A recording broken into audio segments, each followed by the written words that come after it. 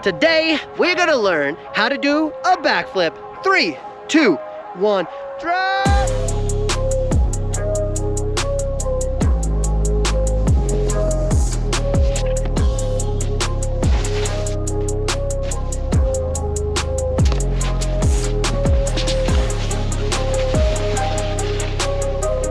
When you do a backflip outside of the park, most chances are the run-in is not super awesome. So the goal is to dial in the speed that allows you to have enough momentum to do the flip, but not go so big that it's out of control. With the situation we have right now is we do have to make a couple S-turns, go over a catwalk, and then pin it.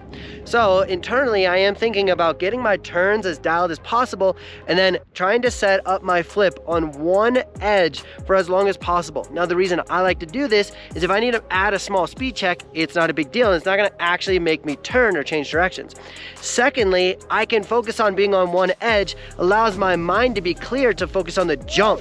So if I can just be on one edge, all my energy goes to the jump and the backflip versus, oh, I have to do 10 turns and then now I've already messed up those 10 turns and I don't give myself an opportunity for the backflip. So first and foremost, if you can find a perfect jump that allows you to do 1, 2, straight into a backflip jump, awesome.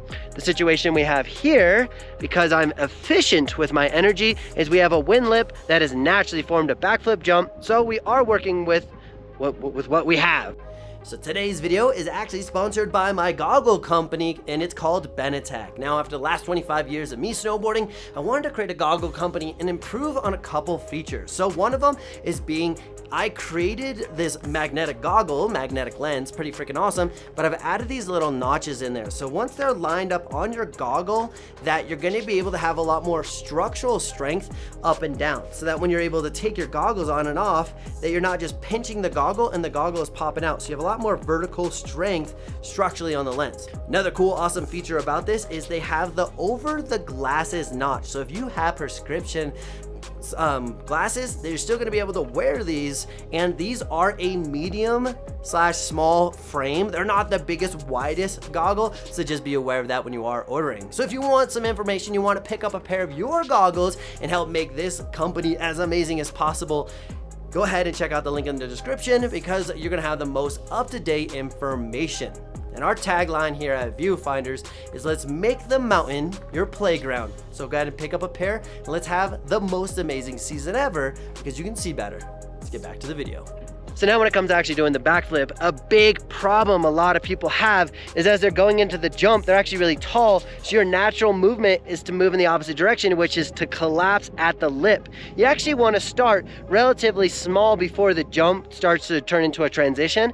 You actually want to be pretty small, so as you go up the jump, you're actually pushing off of the jump. So this does two things. First, it allows you to push off of the jump so you catch air and you clear your head from hitting the lip. That's not a sick option.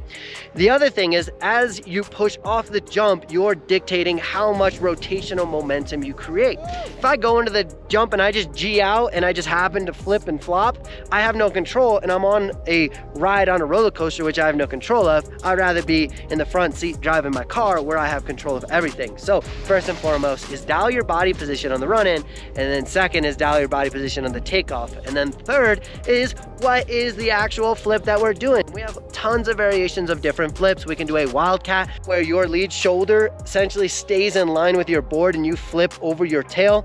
You have your traditional backflip over your heels, or you also have barrel rolls, you have underflips, and you have front flips. So for me, I'm pretty terrible at doing a perfect barrel roll or a perfect wildcat. I have a hybrid flip, so I'm not super proud of it, and that is one thing that I work on in my own riding, is trying to make the wildcat more awesome.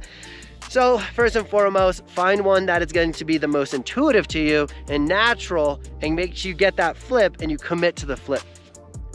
After you've decided whatever flip you are gonna do, it is extremely important that you keep your core engaged. Once you're in the air, you're bringing your knees up and you're rotating your whole body as one unit, just like this glove. If I'm going for a backflip and I jump and my whole body flips and keeps some momentum going, I have a better chance of being awesome. Now, what ends up happening is a lot of people will flip their upper body and then not bring their lower body. Now I just pretty much collapse in the air and then I land on my head, but I want the whole unit to go together, not just look like a folded over glove.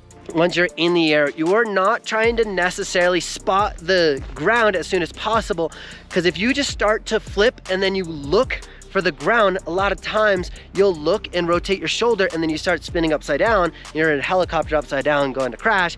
You're actually trying to keep whatever direction you're looking, you're trying to keep looking that way, but be extremely patient and allow the rotation to fully happen. And of course, you will eventually see the landing. Now, coming full circle, pun intended, as we get that rotation around, eventually we're gonna be able to spot the landing. Now there's a misperception of where the landing truly is. I love to teach people to look in the direction they're going, not down at your feet. The problem with looking down at your feet is you stop the rotation, you stop the momentum, and then you block your vision, so you're looking down here and you don't actually allow your momentum to continue out. I'm not saying rotational momentum, I'm saying momentum of rolling down the hill. So as you flip, I'm not trying to spot the landing underneath my feet, I'm actually trying to find something more down the horizon. And I know my backflip wildcat hybrid thing is not the most amazing thing ever. What I am proud of is that I'm able to overcome fear, get upside down flip. And for me, I get scared every time I do a backflip. I do get like nervous about it, and it does freak me out a bit. So it's exciting that I can at least flip and not die. And I land most of them. I've landed every single one of them today, have a high success rate. But my challenge is I don't do them all the time. I don't do a backflip a day to keep the doctor away type of thing. I do probably 5 backflips a year. And I just need to do them more, but I just don't like doing them because they're scary. So if you want to become awesome at these, definitely put more energy into doing backflip, as many as you can. But I'm just stoked to overcome some fear and do some flips. So let's get back at it. If you guys want to support the channel at all, buy a sticker. And on that note, guys, you guys are amazing. Love all of you.